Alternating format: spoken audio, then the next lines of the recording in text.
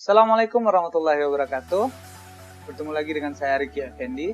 Pada kesempatan kali ini, saya akan mencoba menjelaskan salah satu topik atau materi yang diujikan pada asesmen kompetensi minimum. Kita tahu dalam AKM ada dua kompetensi yang diujikan, yaitu literasi dan numerasi. Literasi berkaitan dengan pemahaman kita tentang bacaan, sedangkan numerasi berkaitan dengan pemahaman kita tentang matematika. Namun, lebih dari sekedar pemahaman tentang matematika, numerasi jauh dari sekedar itu.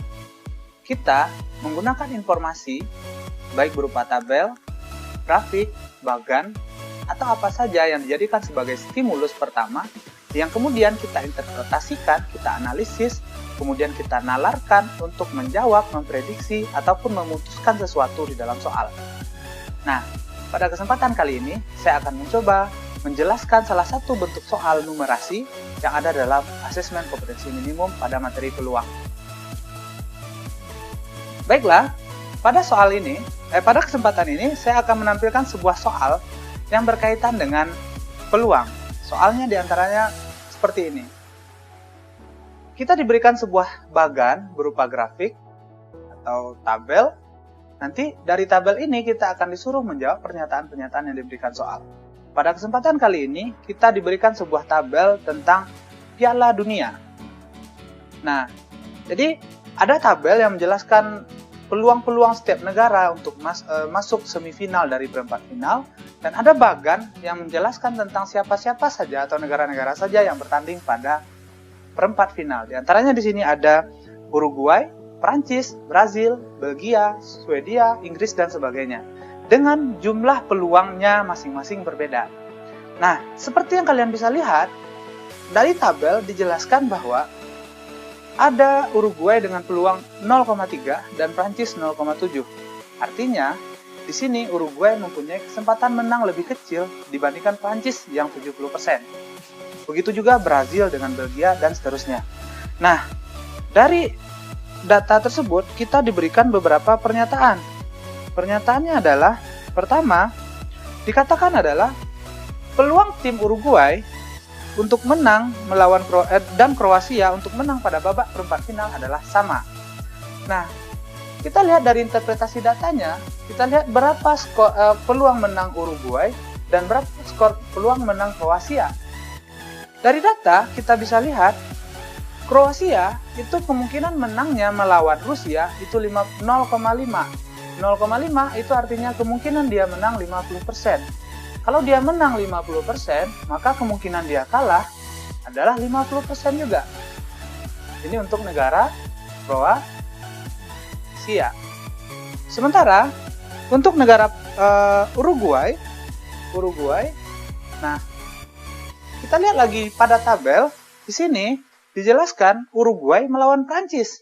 Di sini kesempatan Prancis menang 0,7. Artinya kemungkinan Uruguay menang 0,3 atau 30%. Maka kemungkinan dia kalah 70%. Dari tabel menang terlihat bahwasanya kemungkinan menang Kroasia dan Uruguay pada babak perempat final jelas berbeda. Maka pernyataan pertama kita bisa jawab salah. Kita lihat pernyataan kedua. Pernyataan kedua dikatakan bahwa peluang tim Prancis untuk menang pada babak perempat final lebih besar dibandingkan tim Brazil.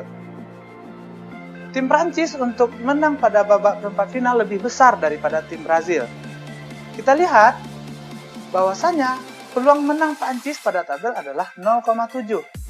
0,7 artinya 70%. Sedangkan tim Brazil peluang menangnya adalah 0,6. 0,6 artinya 60%. Maka kemungkinan menang Prancis lebih besar daripada kemungkinan menang Brazil. Maka pernyataan ini bernilai benar. Maka kita cukup jawab benar. Pernyataan ketiga. Jumlah peluang menang untuk setiap tahapan pertandingan berbeda-beda. Nah, dalam hal ini ada jumlah peluang menang dan ada jumlah peluang. Ini adalah dua hal yang berbeda. Kita tahu kalau seandainya jumlah peluang itu selalu satu atau 100%, seperti menang dan kalah itu selalu 100%. Menang dan kalah berarti juga 100%. Jumlah peluang selalu sama. Tetapi jumlah peluang menang itu tidak sama. Maka jawabannya salah, karena peluang menang setiap negara jumlahnya berbeda-beda. Nah, ini adalah salah satu saja contoh menginterpretasi data. Dari data ini nanti akan ada soal-soal lainnya atau soal-soal berikutnya yang tahapan dan tingkatannya lebih tinggi. Namun, pada kesempatan kali ini, saya hanya menjelaskan salah satu bentuk contoh saja. Terima kasih sudah mengikuti channel ini. Jangan lupa like dan subscribe. Assalamualaikum warahmatullahi wabarakatuh.